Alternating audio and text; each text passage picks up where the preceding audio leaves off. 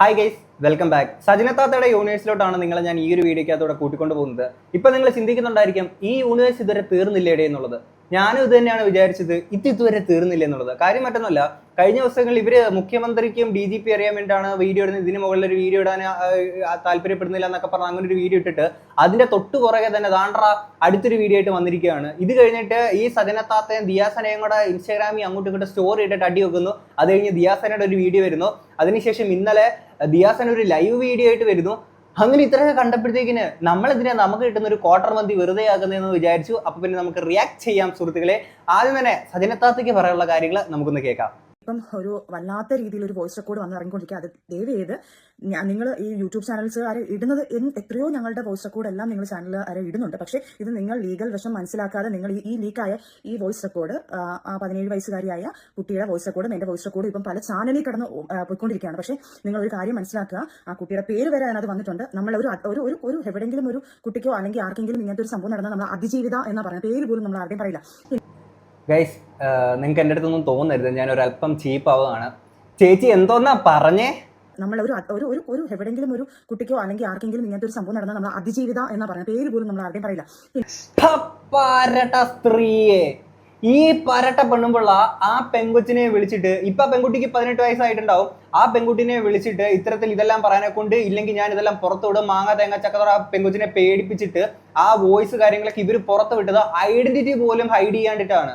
Okay, അങ്ങനെ ഷെഫീന ബീവിക്ക് ഇവർ ഈ വീഡിയോ അയച്ച് ഈ വോയിസ് ക്ലിപ്പ് അയച്ചു കൊടുത്ത് നമ്മളതെടുത്ത് വെച്ച് റിയാക്ട് ചെയ്യുമ്പോൾ നമ്മളാണ് ഈ വശങ്ങളെല്ലാം കുട്ടിയുടെ ഐഡന്റിറ്റി പുറത്താവുന്ന സംഭവങ്ങളെല്ലാം മ്യൂട്ട് ചെയ്തിട്ട് നമ്മൾ റിയാക്ട് ചെയ്തിട്ടുണ്ടായിരുന്നത്. ഓക്കെ, എന്നിട്ട് ഇവർ പറയുന്നത് ഇവർക്കൊതൊന്നും അറിയാത്ത പോലെ.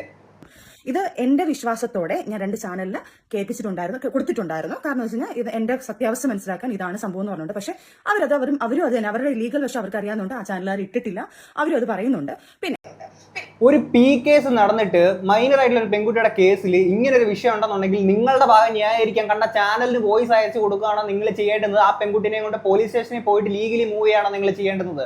സ്വന്തം സ്വാർത്ഥ താല്പര്യത്തിന് വേണ്ടിയിട്ട് അങ്ങേയറ്റം വരെ പോയിട്ട് എന്ത് നെറുകേടും കാണിക്കാനെ കൊണ്ട് ഒരു മടിയില്ലാത്തൊരു പെണ്ണുമ്പിള്ളയാണ് ഇവര്.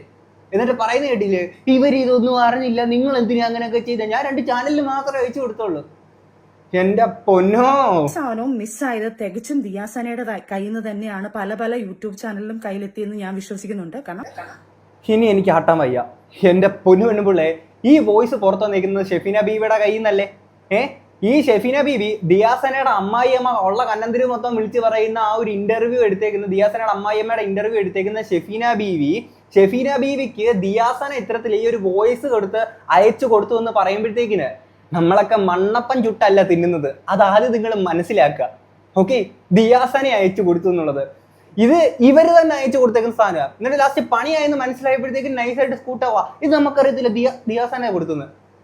എന്റെ പൊന്നു സജനത്താത്ത, എന്താണെങ്കിൽ ഇതിനെപ്പറ്റി കഴിഞ്ഞ ദിവസം ലൈവ് ഇട്ട സമയത്തേക്ക് ദിയാസന പറഞ്ഞേക്ക് നമുക്കൊന്ന് കേൾക്കാം. പക്ഷേ ഈ സ്ത്രീ ഷഫീന ബീവിക്ക് ആ മൈനർ ആയിട്ടുള്ള കുട്ടിയുടെ ഒരു ഓഡിയോ ഇട്ട് കൊടുത്തു. ആ ഓഡിയോ ഒരു എളുപ്പമില്ലാതെ ആ നാറി പബ്ലിഷ് ചെയ്തു. ഷഫീന ബീവി ഒന്ന് ആലോചിക്കണം, മൈനർ ആയിട്ടുള്ള കുട്ടിയുടെ പേര് അതിനകത്ത് പ്രതിപാദിക്കുന്നുണ്ട്. പബ്ലിഷ് ചെയ്തു. BNS ആക്ട് പ്രകാരം വലിയ ശിക്ഷയാണ്. ഒന്നാമത്തെ കാര്യം, ഒരു മൈനർ ആയിട്ടുള്ള ഒരു കുട്ടി നമ്മളടുത്ത് വന്ന ഒരു പ്രശ്നം പറയുകയാണെന്നുണ്ടെങ്കിൽ ആ കുട്ടി അപ്പം തന്നെ അടുത്തുള്ള പോലീസ് സ്റ്റേഷനിലാക്കണം. ആ അടുത്തുള്ള പോലീസ് സ്റ്റേഷനിൽ അറിയിക്കണം. കാരണം ഇങ്ങനെ ഒരു കേസ് നമുക്ക് റിപ്പോർട്ട് ആയിട്ടുള്ളത് അത് ചെയ്തിട്ടില്ല. അവള് ഫിറോസ് ഖാനെ കൊടുക്കാനുള്ള ആയുധമായിട്ട് ആ കുട്ടിയെ വെക്കുന്നു. ആ വോയിസിനകത്ത് തന്നെ അറിയാം ഇവൾ ആ കുട്ടിയെ പ്രഷർ ചെയ്യുന്നു, ബുദ്ധിമുട്ടിക്കുന്നു. എന്നിട്ട് മോള് പറ ഇത് പറഞ്ഞില്ലെന്നുണ്ടെങ്കിൽ ഇതെല്ലാം എടുത്ത് ഞാൻ വെളിയിൽ വിടേ, ചേച്ചി തകർത്ത് കളയും. അതായത് ചേച്ചി ചെയ്യുന്നത് ഇപ്പോഴും ഇവളെ പല ആളുകളെയും വിളിച്ചിട്ട് എനിക്ക് അത് ചെയ്തത് ഇവരൊക്കെ വിളിച്ച് പറയുന്നുണ്ട്. പേരുകൾ പറയാത്തന്നെന്നറിയാവോ? അവരൊക്കെ അടുത്ത് നാളെ പീഡിപ്പിച്ച് അവരെന്നെ കയറി പിടിച്ച് എന്നെ ഇത് ചെയ്ത് അങ്ങനെ പറയാൻ പഠിക്കാത്തൊരു അറിയാണ് ഇവള്. മനസ്സിലായ? എന്നിട്ടാണ് ഇവർ വന്ന് പറയുന്നത്. ഒന്ന് ആലോചിച്ച് നോക്കൂ, ഷെഫീന ബീവി ദിയാസന ഇവര് തമ്മിൽ അങ്ങോട്ടും ഇങ്ങോട്ടും ദുഷ്മനാണ്. അങ്ങനെ ഇരിക്കെ ദിയാസന ഇങ്ങനൊരു വോയിസ് എടുത്ത് പുറത്തു വിടാനെ കൊണ്ട് ഷെഫീന ബീവിക്ക് അയച്ചു കൊടുത്തത്. എടേ, ഇത് എന്ത് നമ്മളിത് പൊട്ടന്മാരാ? നിങ്ങളുടെ തലയിൽ തലച്ചോറിന് പകരം പൊതിച്ചോറായിരിക്കും എടുത്തു വെച്ചേക്കുന്നേ. ബാക്കിയുള്ളവരുടെ അങ്ങനെ അല്ല. ഓക്കെ, എന്റെ പൊന്ന് താത്ത ഇനി ബാക്കി പറ. മുന്നിൽ കൊണ്ടുവെക്കും. എന്നെ കുറിച്ച് ഒരു വല്ലാത്തൊരു രീതിയിൽ ഒരു പെൺകുറിച്ചും പറഞ്ഞുകൊണ്ട് അവളെ ഡീറ്റെയിൽസും പയ്യെ നിങ്ങൾക്ക് കിട്ടിക്കോളും. അവൾ എന്താണെന്നുള്ളതും ഞാൻ കുറേ ആൾക്കാർക്ക് അവരുടെ ഡീറ്റെയിൽ ഇട്ട് കൊടുത്തിട്ടുണ്ട്. അവരെന്താണെന്നുള്ളത് ചാനലുകാർക്ക് ഞാൻ ഇട്ട് കൊടുത്തിട്ടുണ്ട്. ഈ പറഞ്ഞ റോഷിനി എന്താണെന്ന് ദുബായിലും തിരക്കുക, റോഷിനിയുടെ ഇപ്പോഴത്തെ ഇവിടുത്തെ കാര്യങ്ങളൊക്കെ എൻ്റെ കുറേ തെളിവുകൾ കുറേ മീഡിയക്കാർക്ക് ഞാൻ കൊടുത്തിട്ടുണ്ട്. അതും പറയും. അപ്പം ഈ ഈ പുള്ളിക്കാരി റോഷ്നി പറഞ്ഞത് നിങ്ങൾക്ക് മനസ്സിലായില്ല. ഈ റോഷ്നിയുടെ പുള്ളിക്കാരുടെ ഒരു വോയിസ് ക്ലിപ്പ് കൂടെ പുറത്ത് വന്നിട്ടുണ്ടായിരുന്നു. സീക്രട്ടൈൻ്റെ സായി ചേട്ടൻ പുറത്തിട്ടേക്കുന്നതായിരുന്നു. നമുക്കിനി അതുകൂടെ ഒന്ന് കേൾക്കാം. എടാ ഞാൻ മെസ്സേജ് അയച്ചാൽ എനിക്ക് എൻ്റെ ഭാഗം ക്ലിയർ ചെയ്യണം. എനിക്കത് എൻ്റെ ക്ലിയർ ചെയ്തേ പറ്റൂ. കാരണം ഞാൻ ഈ ഒരുമാതിരി കേൾക്കണേനൊക്കെ ഒരു വാശി എല്ലാവർക്കും ഉണ്ട്. ഇപ്പം എനിക്ക് വേണമെങ്കിൽ വാശിക്ക് പറയാം, അവർക്ക് ഇങ്ങനത്തെ ഒരു മിസ്റ്റേക്ക് പറ്റിയിട്ടുണ്ടെങ്കിൽ അവർ ഗവൺമെന്റിനെ പറ്റിക്കാൻ വേണ്ടിയിട്ടും ടാക്സ് വെട്ടിക്കാൻ വേണ്ടിയിട്ടും അവർ ചെയ്തൊരു കള്ളത്തരം. മറ്റവർക്ക് എന്ന് വെച്ചാൽ അവരുമായിട്ട് എന്തോ പൈസയുടെ എന്തോ അവർ തമ്മിൽ എന്തോ ഇടപാടുണ്ടെന്ന് തോന്നുന്നുണ്ട്. അതെന്തോ കൊടുക്കാതിരിക്കുക, അത് ഞാൻ അറിയേണ്ട ആവശ്യമുള്ള കാര്യമല്ല. എനിക്ക് ഒരു വർക്ക് കിട്ടി, ഇന്നൊരു സാധനം ഒരാൾ കൊണ്ടുവന്ന് ഏൽപ്പിക്കുന്ന ഈ സാധനം ഞങ്ങൾ പറഞ്ഞ സ്ഥലത്ത് കൊണ്ടു തന്നിട്ടുണ്ടെന്നാണെങ്കിൽ അവരതിന്റെ എത്രയെന്ന് വെച്ചാൽ എനിക്ക് എന്റെ പേയ്മെന്റ് എനിക്ക് തരാമെന്ന് പറഞ്ഞിട്ടുണ്ട്. അതിപ്പോൾ ഇവരല്ല ഈ ലോകത്ത് ഏതൊരു മനുഷ്യൻ്റെ എൻ്റെ അടുത്ത് വന്നിട്ട് ഒരു ഡീൽ ചെയ്യുന്ന വെച്ചാൽ എനിക്കത് ചെയ്യാനായിട്ട് എന്നെ കൊണ്ട് പറ്റുമെന്നാണ് ഞാൻ പറ്റുമെന്ന് തന്നെ പറയാൻ ഞാനത് ചെയ്യുകയും ചെയ്യും. അതുപോലെ ചെയ്തതാണ്. അതിൻ്റെ കയ്യിൽ എനിക്ക് ഇവരുമായിട്ട് മാനസികമായിട്ട് അടുപ്പമില്ല. ഇവരെ ഞാൻ ഇതിനുമ്പ് കണ്ടിട്ടില്ല, മനസ്സിലായില്ല. എനിക്ക് ഇവരെ അറിയാൻ പാടില്ലാത്ത ആൾക്കാരാണ്. ഇപ്പൊ എനിക്ക് ഈ വർക്ക് പറഞ്ഞ ആൾക്കാരെയും എനിക്കറിയാൻ പാടില്ല. ഇങ്ങനെ ഒരു സംഭവം ഉണ്ട്, ചെയ്യാൻ പറ്റുമോ എന്ന് ചോദിച്ചു. ഞാൻ ആലോചിച്ചപ്പോൾ എനിക്ക് ആ സമയത്ത് എനിക്ക് നിക്കക്കളിയില്ലാത്തൊരു സമയമായിരുന്നു. ഞാനത് ഓക്കെ പറഞ്ഞ് ചെയ്തു. പക്ഷെ അത് ഇത്രത്തോളം ഒരു വേഴ്സ്റ്റ് സിറ്റുവേഷനിലോട്ട് പോകുമെന്ന് എനിക്ക് അറിയണ്ടായിരുന്നില്ല. സത്യത്തിൽ അത് ചെയ്തതിന്റെ പേരിൽ അത് വേണ്ടായിരുന്നു എന്ന് അത് ചെയ്ത് കഴിഞ്ഞപ്പോഴാണ് മനസ്സിലെന്താണ് അത് ചെയ്യണ്ടായിരുന്നത്. ഇങ്ങനത്തെ ഒരു എന്താ പറയാ ഇങ്ങനത്തെ ഒരു സംഭവമായി പോയല്ലോ എന്ന് ആ സമയത്താണ് വിചാരിക്കുന്നത്. പക്ഷെ അത് ചെയ്ത് കഴിഞ്ഞപ്പോഴാണ് കുറ്റബോധം അടിച്ചേ ചെയ്യണ്ടായിരുന്നു എന്നുള്ളത്. ഇത്രയ്ക്ക് അത് നിക്കക്കളി ഇല്ലാതെ വന്നതുകൊണ്ട് പുള്ളിക്കാരി ചെയ്തു എന്നുള്ളൊരു സീന് കാര്യങ്ങളൊക്കെയാണ് പറയുന്നത്. ബാക്കി കേൾക്കാം. പോലും നീളൂലായിരുന്നു. ഈ ദിവസം വരെ പോലും ഇത് നീണ്ടു പോകൂലായിരുന്നു. ഇവര് ചെയ്തത് എന്താന്ന് വെച്ചാൽ പോയത് അവരുടെ മുതൽ തന്നെയാണ് എനിക്കറിയാം. അവരുടെ മുതൽ പോയാൽ അവർ അന്വേഷിക്കും. ഓഫ്കോഴ്സ് ഇപ്പൊ എന്റെ മുതലാണ് പോണെങ്കിൽ ഞാനും അന്വേഷിക്കും. ഞാൻ ഇതിന്റെ ഇടയിൽ ഇത് ആരുടെ മുതലാണ്, ഇത് എന്താണ് സംഭവം, ഞാൻ ഇതൊന്നുമല്ല. എന്നെ വിളിച്ചിട്ട് ഒരാൾ പറഞ്ഞത് കാര്യം ഇത് ചെയ്യാൻ പറ്റുമെങ്കിൽ എനിക്ക് പേയ്മെന്റ് തരാൻ പറഞ്ഞാൽ ഇതിപ്പോ ആരാണെങ്കിലും ആരുടെയും കാര്യം അറിയില്ല, ഞാനത് ചെയ്യും. കാരണം എനിക്ക് എത്ര റിസ്ക് പിടിച്ചിട്ട് നിൽക്കുന്ന എൻ്റെ ലൈഫ് അങ്ങനെയാണ്. എനിക്ക് റിസ്ക് എടുക്കാൻ വേണ്ടി തയ്യാറായി തന്നെ നിന്നൊരാളാണ് ഞാൻ. അപ്പൊ അതിന്റെ പുറകിൽ എന്താണ് ഇതിന്റെ ബാക്ക്ഗ്രൗണ്ട് എന്ന് അന്വേഷിച്ചിട്ടില്ല, ഞാൻ ചിന്തിച്ചിട്ടില്ല. അത് എന്റെ പൊട്ടത്തരാണ്, ഞാൻ ചിന്തിക്കണമായിരുന്നു. അങ്ങനെ ഗോൾഡ് സ്മഗ്ലിങ്ങിന്റെ കുറച്ച് കേസും കാര്യങ്ങളൊക്കെയാണ് സുഹൃത്തുക്കളെ. ഇവിടെ സദിനത്താത്തനെ പറ്റിയിട്ട് ഇവിടെ നമ്മുടെ ദിയാസന പറയുന്നുണ്ട് ലൈവിനകത്ത്, പൂക്കുറ്റി അണ്ണൻ എന്ത് സാധനമാണ് സദിനത്താത്ത നിങ്ങൾ വിദേശത്തോട്ട് പോകുന്ന സമയത്തേക്ക് നിങ്ങളുടെ കയ്യിൽ തന്നുവിടുന്നത്? ഇനിയും താത്ത ബാക്കി പറയും. പിന്നെ അതേപോലെ ആൻമേരിയുടെ കാര്യം. ആൻമേരി പറഞ്ഞ 10 വർഷമായിട്ട് ഞാനൊരു വോയിസ് റെക്കോർഡ് കേട്ടതാ. 10 വർഷമായിട്ട് ഞാൻ ഭയങ്കര അന്തസ്സായിട്ട് എൻ്റെ പൊന്നു മോളെ, ഞാൻ 1.5 വർഷത്തെ പരിചയമാണ് എനിക്കുള്ളത്. 1.5 വർഷം 1.25 വർഷം. ആ 1.25 വർഷത്തിനകത്ത് നീ കാണിച്ചു കൂട്ടി 5 അവന്മാരെ പ്രേമിച്ചതും 5 അവന്മാരെ പറ്റിച്ചതിന്റെ കഥ തെളിവ് സഹിതം എൻ്റെ കയ്യിലുണ്ട്. ഒരു മിനിറ്റ് ഗൈസ്, ഇനി താത്ത പറ. 1.5 വർഷത്തെ പരിചയമാണ് എനിക്കുള്ളത്. 1.5 വർഷം. ഓക്കെ. ആൻമരിയയ്ക്ക് ഉള്ള അവിഹിതം എന്ന് പറയുന്നത് 5. ഓക്കെ. ഇനി അത് കഴിഞ്ഞ് ഫിറോസ് ഖാൻ ഉള്ള അവിഹിതം എന്ന് പറയുന്നത് ഒരു 5-6 ഓക്കെ ഫൈൻ. ഇനിയിപ്പോൾ സജനത്താത്തയുടെ അവിഹിതം എന്ന് പറയുന്നത് ഇൻഫിനിറ്റി. അത് നമുക്ക് അങ്ങനെ കറക്റ്റ് പ്രോപ്പർ ആയിട്ട് ഒരു ആൻസർ പറയാൻ പറ്റത്തില്ല. ഇനി പൂക്കുറ്റി അണ്ണന്റെ അത് പുറകെ ഒരായിട്ട് വരുന്നേ ഉള്ളൂ. അപ്പോൾ ഓക്കെ, ഇതെല്ലാം ലിസ്റ്റ് നിങ്ങൾ കൃത്യമായിട്ട് എഴുതിയെടുത്തോ. അടുത്ത PSC എക്സാമിന് ഇതെല്ലാം ചോദിക്കുകയായിരിക്കും. എൻ്റെ പൊന്നു പെണ്ണുമ്പിളി എന്തുവാ ഇത്, നിങ്ങൾ നാട് മൊത്തം കടന്നു നടന്നുള്ള അവിഹിതവും അത് ഇതെല്ലാം കാണിച്ച് ഓരോരുത്തരെ തേൻകണി പരിപാടികളെല്ലാം കാണിച്ചിട്ട് ബാക്കി അവരുടെ പറയും, ഇവരുടെ പറയും, മറ്റവരുടെ പറയും. എൻ്റെ പൊന്നിടാവേ, നിങ്ങൾ തന്നെയാണ് നിങ്ങളുടെ അവിഹിതക്കഥ മൊത്തം നാട്ടിൽ മൊത്തം പാട്ടാക്കിയത്. എന്നിട്ട് നാട്ടുകാർ മൊത്തം ഇരുന്നിട്ട് നാട്ടുകാരുടെ മുന്നിൽ മൊത്തം എക്സ്പോസ്ഡ് ആയിട്ട് അവസാനം അരി മൂഞ്ചി മണ്ണെണ്ണയും മൂഞ്ചി എന്നുള്ളൊരു അവസ്ഥയായപ്പോഴത്തേക്കിന് ഇനി ആർക്കൊക്കെ ഉണ്ടോ അവരെ പറ്റിയിട്ട് എല്ലാം ഇതങ്ങ് വിളിച്ച് പറയുകയാണ്. ഇതൊക്കെ അറിഞ്ഞിട്ട് വേണമല്ലോ നമുക്ക്. എന്തായാലും കുഴപ്പമില്ല, നമ്മളെ ശ്രദ്ധിച്ച് നമുക്ക് കേൾക്കാം. ആൻമരിയയുടെ കഥയെ പറ്റിയിട്ടാണ് പറയുന്നത്. എല്ലാവരും ശ്രദ്ധിച്ച് കേൾക്കുക. അടുത്ത PSC എക്സാമിന് വരും. ആരുടെയും ഉത്തരങ്ങൾ തെറ്റിപ്പോകാൻ പാടില്ല. നമുക്ക് കേൾക്കാം. ചൊറിയാൻ നിന്നാൽ ഞാൻ ഇതും കൂടെ കൊണ്ടിടും. പെൺകൊച്ച് വളർന്നിരിക്കുന്നതുകൊണ്ട് മാത്രമാണ് ഞാൻ മിണ്ടാതിരിക്കുന്നത്. നീ കൂടുതൽ ചൊറിയാൻ നിന്ന് കഴിഞ്ഞാൽ ഞങ്ങൾ ചെയ്തുകൊണ്ടിരുന്ന സീരിയൽ സെറ്റിൽ ഒരു പയ്യൻ, പാവം പിടിച്ചൊരു പയ്യൻ്റെ 40,000 50,000 60,000 എല്ലാം മേടിച്ച് അവൻ അയച്ചു കൊടുത്ത, ഞാൻ നിങ്ങളുടെ ഇന്ന് വരെ പറഞ്ഞിട്ടില്ല, അവർക്ക് അവൻ അയച്ചു കൊടുത്ത ഫോട്ടോസ് ഉമ്മ കൊടുക്കും, കെട്ടിപ്പിടിക്കും, അവരുടെ തമ്മിൽ സംഭാഷണം കാര്യങ്ങളും എല്ലാം ചെയ്തിട്ട് അത് കഴിഞ്ഞപ്പോൾ വേർത്ത് വന്നപ്പോൾ ഉടനെ അവനെ കളഞ്ഞിട്ട് അവൻ്റെ കൂടെ പോകുന്നു, അവനെയും പറ്റിക്കുന്നു, അവനെയും തെളിച്ച് കളഞ്ഞിട്ട് അടുത്തവൻ്റെ കൂടെ പോകുന്നു, അടുത്തവൻ അത് ഓക്കെ അല്ലെന്ന് പറഞ്ഞാൽ പൈസ ഇല്ലെന്ന് പറഞ്ഞപ്പോൾ അടുത്തവനോട് പോകുന്നു. അങ്ങനെ 5 കഥകൾ തെളിവ്. ലാസ്റ്റ് ഒരു ആക്ടറിനെ നശിപ്പിച്ച്, ആ കുടുംബം പോയി നശിപ്പിച്ചതിൻ്റെ അവരെല്ലാം നിന്റെ അടുത്ത് റിവെഞ്ച് മൈൻഡിൽ തന്നെ നിൽക്കുന്നത്. അവരെ നശിപ്പിച്ച ആറാണുങ്ങൾ ഇരുന്ന മോളെ. ഞാൻ പോലെ അല്ല, അവരൊക്കെ ഇറങ്ങിക്കഴിഞ്ഞാൽ തീർന്ന മോളെ. ആണുങ്ങളാ, അവർക്ക് രീതിയിൽ ഇറങ്ങാനേ ഉള്ളൂ. അതുകൊണ്ട് ചൊറിയാതെ അവിടെ ഇരിക്കും. ചൊറിഞ്ഞു കഴിഞ്ഞാൽ തിരിച്ച് അതായിരിക്കും ഞാൻ അടുത്തത് കൊണ്ടുവരുന്നത്. എൻ്റെ പുരുവണ്ണുമ്പിള്ളേ, നിങ്ങൾക്ക് എന്തുവാ പ്രശ്നം? എനിക്ക് മനസ്സിലായില്ല. പൂക്കുറ്റിയാണ് നിങ്ങൾക്ക് 3 കോടി തരാത്തതാണോ നിങ്ങളുടെ പ്രശ്നം? 45, 50 സംതിങ് ഇത്രയും രൂപ നിങ്ങൾക്ക് തന്നില്ലേ? ഇനി നിങ്ങൾക്ക് എന്തുവാ നിങ്ങൾക്ക് വേണ്ടേ? എന്തുവാ ശരിക്കും നിങ്ങളുടെ പ്രശ്നം? മാനസികമായിട്ട് എന്തെങ്കിലും പ്രശ്നം ഉണ്ടെങ്കിൽ നിങ്ങൾ ഏതെങ്കിലും ഒരു ഡോക്ടറിനെ പോയി കാണുക. ഇത് ഈ ഒരു വിഷയത്തിൽ വന്നിട്ട് ആരുടെയൊക്കെ പരിചയമുള്ള ആരൊക്കെ ഉണ്ടോ അവരെയെല്ലാം ഇത് റോസ്റ്റിനായിട്ട് വിഷയം എന്തുവാ, അവരേതോ ഒരു വീടിക്കകത്ത് എന്തോ ഒരു കമന്റ് ഇട്ടു ഇവർക്ക് എഗൻസ്റ്റ് ആയിട്ടുള്ള രീതിയിൽ, വേറെ പണിയിൽ അങ്ങനെ എന്തൊരു സീന് അന്ന് തുടങ്ങിയ ശത്രുതയാണ്. അതാണ് ഇന്റർനെറ്റിനകത്ത് വന്ന് പറയുന്നത്, എന്നെ ദുബായി കൊണ്ടുപോയിട്ട് 500 ദർഹത്തിന് വിൽക്കാൻ ശ്രമിച്ചു. അതിന്റെ ക്ലാരിറ്റി എന്താന്നുള്ളത് റോസിനി തന്നെ പറഞ്ഞിരുന്ന വോയിസ് കാര്യങ്ങളൊക്കെ നമ്മൾ കേട്ടിട്ടുണ്ടായിരുന്നു. ഇത് സംഭവം കഥ അങ്ങനെ അല്ല എന്നുള്ളത്. ഇവര് നാട് മൊത്തം നടന്നുള്ള അവിധം മൊത്തം ഉണ്ടാക്കി നടക്കും. എന്നിട്ട് ഇത് ബാക്കിയുള്ള ആൾക്കാർക്ക് എന്തൊക്കെയുണ്ട്, ഇത് മൊത്തം ശരിക്കും നിങ്ങളുടെ പ്രശ്നം എന്തുവാ എനിക്ക് മനസ്സിലാവണില്ല. പക്ഷെ കാലം ഒരു ദിവസം സജിന ശരിയാണെന്നോ ആ ഒരു കാര്യം വന്നിരിക്കും. തീർച്ചയായിട്ടും സജനത്താത്ത ശരിയാണെന്ന് ഒരു ദിവസം ലോകം മനസ്സിലാക്കും. അതിന്റെ പിറ്റേ ദിവസം ലോകം അവസാനിക്കും. ഇനി ഇത് കഴിഞ്ഞിട്ട് ഇവരെ ഇൻസ്റ്റാഗ്രാമിൽ ഇട്ടേക്കുന്ന ഒരു സ്റ്റോറി ഉണ്ടായിരുന്നു. എനിക്ക് നിങ്ങളില്ലാതെ പറ്റില്ലടാ, സോറി. ഒടുവിൽ ദിയാസനയുടെ കാല് പിടിച്ച് സജന നൂർ. ആ മെസ്സേജ് പുറത്ത്.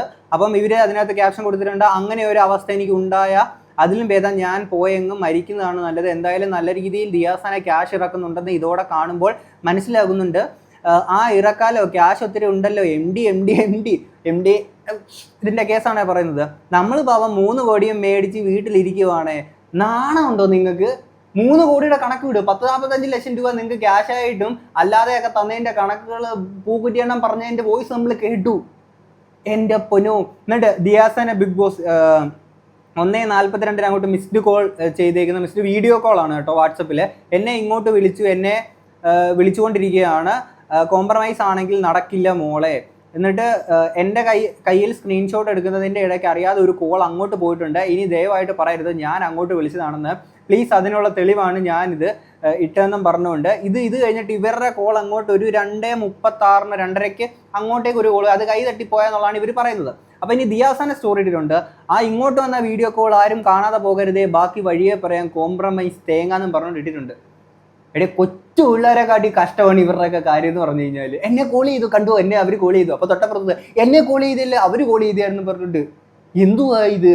ഇനി ഇതിന്റെ കാര്യം എന്നുള്ളത് ദിയാസന വരുന്നുണ്ട്, നമുക്ക് കേൾക്കാം. 12ഓളം ആളുകൾക്ക് റെഗുലർ ആയിട്ടിരുന്ന ഒരു പ്രശ്നം വരുന്ന സമയത്ത് അയാൾ അങ്ങനെ പറഞ്ഞു ഇങ്ങനെ പറഞ്ഞു എന്ന് പറഞ്ഞിട്ട് വോയിസ് റെക്കോർഡുകൾ അയക്കാറുണ്ട്. ഇന്ന് തന്നെ സജനാനൂറിന്റെ സ്റ്റോറിയിൽ നിങ്ങൾ നോക്കിയാൽ മനസ്സിലാവും സജന എല്ലാം ഡിലീറ്റ് ചെയ്തിരിക്കുക. ഓക്കെ, ഡിലീറ്റ് ചെയ്ത പോർഷനിലെ ഒരു സംഭവമാണ് ഞാൻ എടുത്തു. ചട്ടിയും കലവും ആകുമ്പോൾ തട്ടിയും മുട്ടിയൊക്കെ ഇരിക്കും. അപ്പോൾ അതൊക്കെ അങ്ങ് വിട്ട് കളയടി എന്നൊക്കെ പറഞ്ഞിട്ട് എൻ്റെ ഫോണിൽ പല രീതികളിലുള്ള അൺനോൺ കോൾസുകൾ ഇവൾ ചെയ്യിച്ചിട്ടുണ്ട്. എനിക്കത് ഭയങ്കര ബുദ്ധിമുട്ടായിട്ടുണ്ട്. അതിന്റെ ഫുൾ ഡീറ്റെയിലും വെച്ചിട്ട് ഞാൻ പരാതി നൽകിയിട്ടുണ്ട്. ഇന്നത്തെ പരാതിയിൽ ആ ഡീറ്റെയിൽ ഒക്കെ വെച്ചിട്ടുണ്ട്. വാട്സപ്പിന്റെ ഒരു ഓപ്പൺ സ്പേസിനെ എടുത്തപ്പോഴത്തേക്കും അതിനകത്താണ് സജനയുടെ 2ാമത്തെ നമ്പർ. ഞാൻ കമ്മീഷണർ ഓഫീസിൽ ഇരിക്കുന്ന സമയത്താണ് കമ്മീഷണർക്ക് അറിയാം ഞാൻ അത് എപ്പോഴാണ് അങ്ങനെ ഒരു കോൾ വരുന്നത്. അതായത് സജനയുടെ ഒഫീഷ്യൽ നമ്പർ വേറെയും സജനയുടെ വാട്സപ്പിനകത്ത് കിടക്കുന്ന നമ്പർ വേറെയാണ്.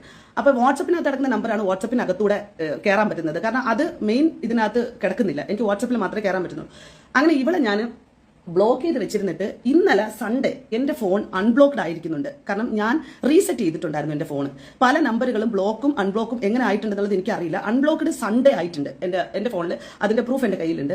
ഞാൻ ഇന്ന് അവരുടെ നമ്പർ വാട്സപ്പിൽ നിന്ന് എടുത്തിട്ട് പോലീസ് സ്റ്റേഷനിൽ ഇരുന്നിട്ട് കമ്മീഷണറുടെ മുമ്പിൽ വെച്ചിട്ട് എഴുതാൻ വേണ്ടി പോകുമ്പോൾ വീഡിയോ കോൾ ഓപ്പൺ ആയി പോവുക എൻ്റെ കൈ തട്ടിയിട്ട്. കാരണം ഞാൻ കുറച്ച് ഇമോഷണലി ആയിരുന്നു ആ സ്ഥലത്തിരുന്നത്. അപ്പോൾ തന്നെ ഞാനത് കട്ട് ചെയ്തു. അപ്പോഴേ അവിടെ സംസാരിച്ചുകൊണ്ടിരിക്കുമ്പോൾ സാറിൻ്റെ അടുത്ത് തന്നെ വെച്ചിട്ട് 2:30 മണിയായപ്പോഴത്തേക്കും ഇവളുടെ ഒരു വീഡിയോ കോൾ തിരിച്ചു വരികയാണ്. അപ്പൊ പർപ്പസ്ഫുള്ളി അങ്ങനെ ഒരു കാര്യം ചെയ്തതല്ല. അവളാണ് വന്നിരുന്നിട്ട് മറ്റേ തട്ടിയും കലവും ആകുമ്പോൾ പൊട്ടിയും തട്ടിയൊക്കെ ഇരിക്കും അങ്ങനെ ഇങ്ങനെ എന്നൊക്കെ പറഞ്ഞത്. ഒരു രീതിയിലും വന്നിരുന്നിട്ട് ഇത്രയും പ്രശ്നം നടക്കുമ്പോൾ ഒരു വീഡിയോ കോൾ ചെയ്യാന്ന് പറയുന്നത് ഇനി അത് അവൾ അതിനെ വലിയ രീതിയിൽ വെച്ചിരിക്കുകയാണെന്നുണ്ടെങ്കിൽ ഞാൻ പറയാൻ വേണമെന്നുണ്ടെങ്കിൽ അത് റസൽ പൂക്കുറ്റിയുടെ അവിഹിതം കാണിക്കാൻ വേണ്ടിയിട്ട് ഞാൻ വിളിച്ചതാണ്. കാരണം എൻ്റെ കയ്യിൽ കുറച്ച് പ്രൂഫുകളുണ്ട്. അതാണ്. അപ്പോൾ അതിൻ്റെ ഇടയിൽ കൂടെ അതും കൂടെ കിടക്കട്ടെ. അവളെടുത്ത് സ്റ്റോറി വെച്ചിരിക്കുന്നു. എന്തെന്ന്, അത് എനിക്ക് വന്നതാണ് ഈ കോള്, ഞാൻ തിരിച്ച് വിളിച്ചത് എൻ്റെ കൈ തട്ടി അറിയാതെ പോയതാണ് കേട്ടോ. അപ്പം കോംപ്രമൈസ് ചെയ്ത് ഞാൻ വിളിച്ചേക്കണം. തേങ്ങര അരി നീ ജന്മത്ത് നീ മുക്കിളിയിൽ തൂറൂല മോളെ, പുറകെ നടന്ന് തുരത്തി വരും ഞാനങ്ങനെ. ജന്മത്തെ നീ മൂട്ടിൽ ഒതുങ്ങിയിരിക്കൂല. നിന്റെ റസൂൽ പൂക്കുട്ടിയും നീയും ചില്ലറ ഓട്ടോ എന്നല്ല ഓടാൻ പോകുന്നത്. അമ്മാതിരി ഓട്ടോ ഓടും. ഞാൻ പെണ്ണാണെന്നുണ്ടെങ്കിൽ ഓടും, ഇല്ലെന്നുണ്ടെങ്കിൽ നീ എന്നെ എന്തെങ്കിലും ചെയ്യണം. ഓക്കെ, നീ എന്തെങ്കിലും ചെയ്യുന്നത് വരെ ഞാൻ ഓടും നിന്റെ പുറകെ. ഞാൻ വെറുതെ ഒന്നും വിടത്തില്ല. ഒരാൾ ഇതാക്കണ്ട. തൊരത്തി അടിക്കുന്നുള്ളതാണ് ദിയാസൻ ഇവിടെ പറയുന്നത്. എനിക്കറിയാൻ വരുന്നുണ്ട് ഇവരിത് അവസാനിപ്പിക്കാനെ കൊണ്ട് ഇവർക്ക് താല്പര്യമില്ലേ? ഞാൻ ഒരിക്കലും നിങ്ങളെ നിരുത്സാഹപ്പെടുത്തില്ല. നിങ്ങൾ പുതിയ സാധനങ്ങൾ ഇങ്ങനെ കൊണ്ടുവിടും. നമുക്ക് കുറേ മന്തികൾ വാങ്ങാനുള്ള ഫണ്ടുകൾ നിങ്ങൾ ഉണ്ടാക്കി തരും. എനിക്ക് അത്രയും പറയാനുള്ളത് നിങ്ങളുടെ അടുത്ത്. ഓക്കെ, ഇനി ഇത് കഴിഞ്ഞിട്ട് ഈ സജനത്താത്ത എപ്പോഴും പറഞ്ഞൊരു സാധനം ടെസ്റ്റ് ചെയ്യ്. എൻ്റെ പൊന്നോ, നിങ്ങൾ അങ്ങ് ടെസ്റ്റ് ചെയ്യ്, പ്രശ്നം അങ്ങ് തീർക്ക്.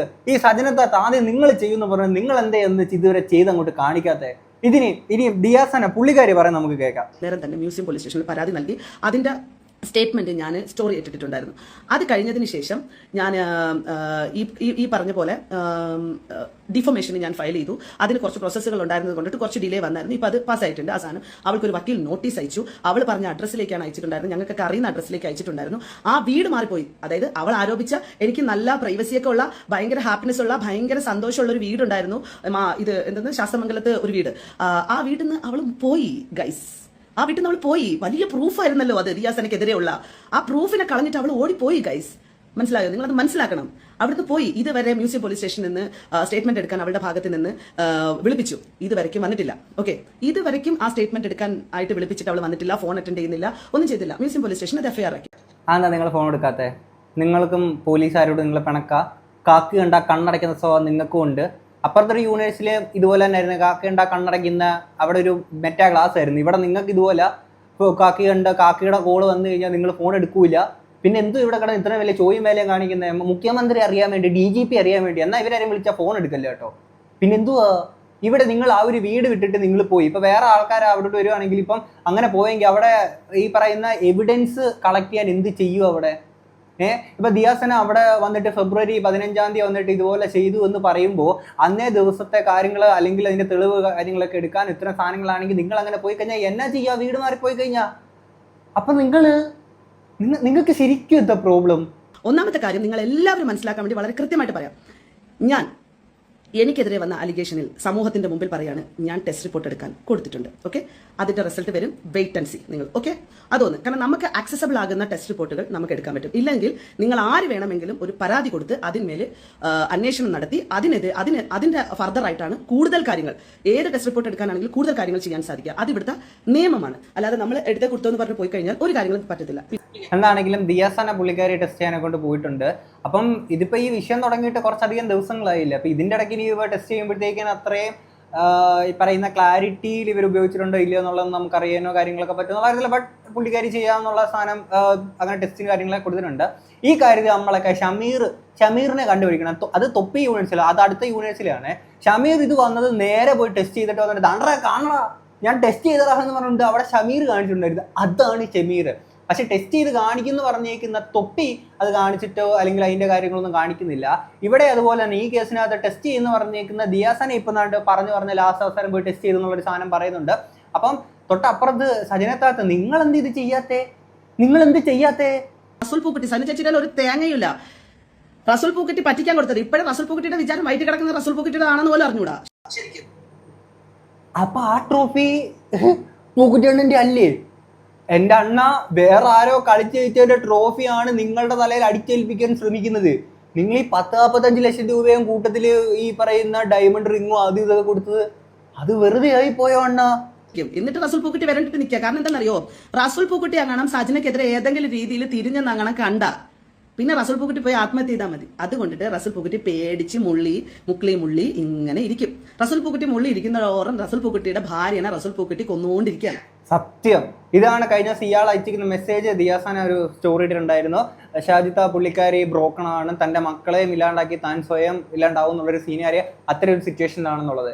ഇടേ നിങ്ങൾ സൂപ്പറാണ്, നിങ്ങൾ കിടിലാണ്. അങ്ങനെ ഒരാൾക്ക് ഇങ്ങനെ ആ ഒരു കണ്ടീഷനിലൂടെ, ഫിസിക്കൽ കണ്ടീഷനിലൂടെ ഒക്കെ അങ്ങനെ ഹെൽത്ത് കുറെ ബുദ്ധിമുട്ടായിട്ട് പോകുന്ന ഒരാൾക്ക് കിടിലൻ ഒരു അറ്റ്മോസ്ഫിയർ ആണ് ഇവരെല്ലാം കൂടെ ഉണ്ടാക്കി കൊടുത്തുകൊണ്ടിരിക്കുന്നത്. മറ്റേത് മറിച്ചെന്നൊക്കെ എന്നെ അറ്റാക്ക് ചെയ്യാൻ നിൽക്കണമാർക്ക് പലതും വിളിച്ചു പറയാം, പല തേങ്ങയും വിളിച്ച് പറയാം. അതൊരു ട്രസ്റ്റഡ് ഹോമാണ്.